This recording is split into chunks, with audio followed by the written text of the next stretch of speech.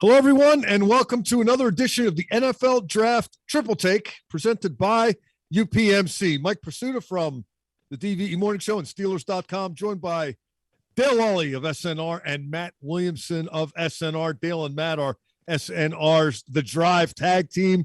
We've been teaming up for a couple of years now on draft profiles, position by position. We'll throw a mock at you every now and then just to make sure you're paying attention and keeping up at home. But none of that today. Today is safety day as we work our way through the positions for the first time. And Dale, safety, maybe not as eye-catching as cornerback in this particular draft, but some good players available and maybe the best player in the whole thing at the safety position.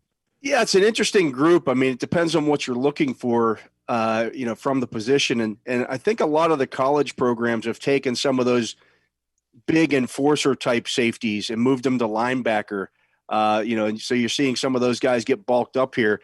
And then you're taking some guys who would have been maybe a free safety type, and you're telling him to put on 10 pounds and making him a strong and things of that nature. So the whole game is kind of shifting and morphing itself a little bit at the college level, and the safety position is no different. And to expand on that, I think it's really interesting. It used to be when I was growing up, is he a free or is he a strong? Okay, well, I mean, those things still exist, but to Dale's point, the strongs are now on the second level playing linebacker, and the frees are harder to find. You don't see the Ed Reed, Earl Thomas, Minka Fitzpatricks as often as you used to, that just used to handle the deep middle as by themselves. But now there's also like a third category is the honey badger slot / do it all safety type, maybe runs like a corner. Yeah, right. Shorter. So there's all shapes and sizes. Matt, you and I went with one of those guys at our number 5 prospect at the safety position, JALEN PITRE of BAYLOR. And he checked a lot of the boxes you just referenced. I had a pretty simple evaluation on this guy. I loved watching BAYLOR play this year, particularly watching BAYLOR play defense. That program has really made some strides, and those guys just get after it, man. Give me some BAYLOR. Yeah, they just go get athletes.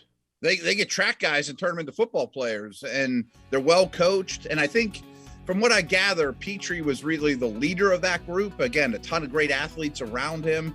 And my write-up about him, I said something along the lines of, PITRE's more of a, quote, defensive back rather than just a safety. I mean, he does everything. Yeah. He's near the line of scrimmage a lot, makes a ton of plays. I mean, but to your point a minute ago, that's kind of where the position's going. Oh, yeah, right. They'll blitz him off the slot, all kinds of stuff, yeah. Yeah, I almost looked at him more as a cornerback than I did a safety when I looked at this whole picture. And I couldn't put him in my top 5 corners. And he just missed being in my top 5 safeties. But I could see him being, again, a honey badger type player, a guy who plays the slot and then also plays some safety. Well, the guy you did go with at number 5, Dale, Brian Cook from Cincinnati, another school that showed up on the field last season and in the playoff and certainly at the combine. Yeah, Cook's a bigger type guy, 6'1", 206. Just makes all the plays, in the box. But he's still pretty good in coverage as well. So he's got the size and the athleticism to match up against tight ends. He's also very good in run support. So there's a lot there to like. But it just depends on what you're looking for at that safety position. If you're judging him against JALEN PITRE. Well, we're all apparently looking for the same thing at number 4 because we all came up with Lewis CINE from Georgia. Matt, why don't you tell us why we all love this guy so much? Yeah, I mean, Georgia's pretty good on defense, and he was a big reason why.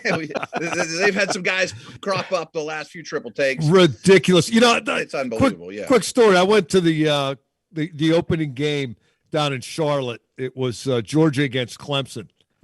And I walked out of that game thinking, boy, both of those teams play some pretty good defense. I had no idea at the time that I saw about 12 NFL defensive players just for Georgia. Yeah, I mean, it's just ridiculous. They played defense at a ridiculously high level. Can you go wrong with a Georgia Bulldog, Matt? I don't think so. I mean, this guy's 6'2". I would classify him as a strong if you have to put him in one of those 3 categories we talked about. He can really run. He lays the wood. I mean, he has all that attitude that all those Bulldogs do. But this is something I brought up with their linebackers a little bit is if you're going to play on the second level and you're as protected as well as these Georgia guys are, your job was a little easier in college than it will be at the next level. No question. You know, Daniel Jeremiah talked about CINE having just one interception this year during the combine, and he said, well, if the other team would have had any time to throw, his production would have been right. They weren't busy getting sacked. Right. Not only that, they never had the ball because they kept going 3 and out. Right. Yeah. Right. Other than that, Dale, you're 4 on CINE, and your third, number 3 guy, JAQUAN BRISKER from Penn State. Yeah, and he's a Gateway High School guy out in Monroeville. So, you know, he's a Pittsburgh guy. Went to Lackawanna College before transferring to Penn State. But 3 seasons there, he had 5 interceptions. You know, I think he's good in run support. He's had some shoulder issues, so that'll have to be checked out. But he checks off a lot of the boxes here. You see his name sneaking into the end of that first round, you know, in a lot of the mock drafts that you see out there. I can see why. You know, again, 6'1", 200 pounds, good size safety with ball skills. Yeah, I have him. Go ahead. I was going to say, I have him at number 2. I went with Daxton Hill from Michigan at number 3, but I like the chess piece aspect of Brisker's game and, you know, how physical he is. Matt, why don't you finish up on Brisker and then tell us about Hill? Yeah, Hill's my 2. I'm glad Dale mentioned Brisker's shoulder injury because from what I understand, he really could have sat time out, and it was a pretty significant injury, and he missed some tackles. Well, his shoulder didn't work. You know, I mean, it just shows how tough he is. He's more strong than free. He's a Pittsburgh kid. Pittsburgh gateway. I mean, a tough guy. You know, so he's a downhill dude. Dax Hill's a lot different. I mean, both these guys have good size and length, and all these dudes are 6 foot plus. Hill is just an athlete. I mean, he ran a 4.38. I mean, he really has a first round corner profile. I was going to say, I was wondering about him at corner when we were putting these lists together. Yep. I've heard some people saying maybe that's, you know, his future. So, and he's not just a Tyrann Mathieu type corner that's a tough little slot honey badger type. If he's a corner, he might be lining up outside the numbers and press coverage. You know, I mean, there's a lot to work with Hill. And our unanimous number 1, and I'm going to go out on a limb and say everybody's unanimous number 1 at safety, Kyle Hamilton from Notre Dame. I guess 6'4", 220, and then God created football player. I mean, right. The guy just looks amazing. He's rare. Just running and being an athlete, he looks amazing. And then you watch him not only out there dominating on defense, but covering punts, Dale.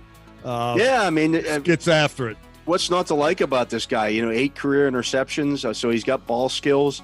You know, his dad was a professional basketball player in Greece, which is where he was born. He's actually born in Crete, on the Isle of Crete. So I said maybe he should have the nickname the Minotaur, because you know he's kind of that big scary guy in the backside of your defense there. You know, maybe not. Roll your eyes. It's just I'm spitballing here, Mike. I'm spitballing. But the guy's a good football player. We've seen a lot of these guys come into the league in recent years, you know, that are 6'4", 220, just athletic freaks that you can play him at strong, you can play him at free, you can put him at linebacker. I mean, you talk about a chess piece. That's this guy. Yeah, like Travis Kelce comes to town. You're like, hey, Kyle, you got Kelce. You know, is he the best player in the draft? He's not. I don't think he's going to go number 1, but you're supposed to draft the player, not the position, right? Right. I mean, he would have my highest grade if I actually put grades on players. That doesn't mean I'd take him first overall. I think he's the best at what he does in a Sean Taylor-like manner that's just flat out rare. Some people might look at his 40 and be like, it wasn't great. I'm like, okay, it wasn't great, but go watch the tape. He's anything but slow.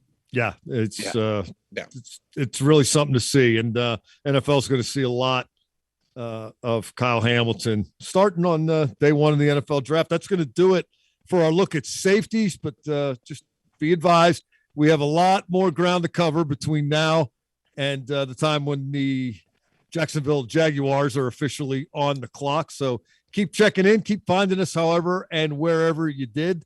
Thanks for doing that this time. Until next time, I want to remind everyone that you can catch all these type shows on all of the Steelers social media platforms. For Dale Lolley and Matt Williamson, I'm Mike Prisuta. This has been the NFL Draft Triple Take presented by UPMC.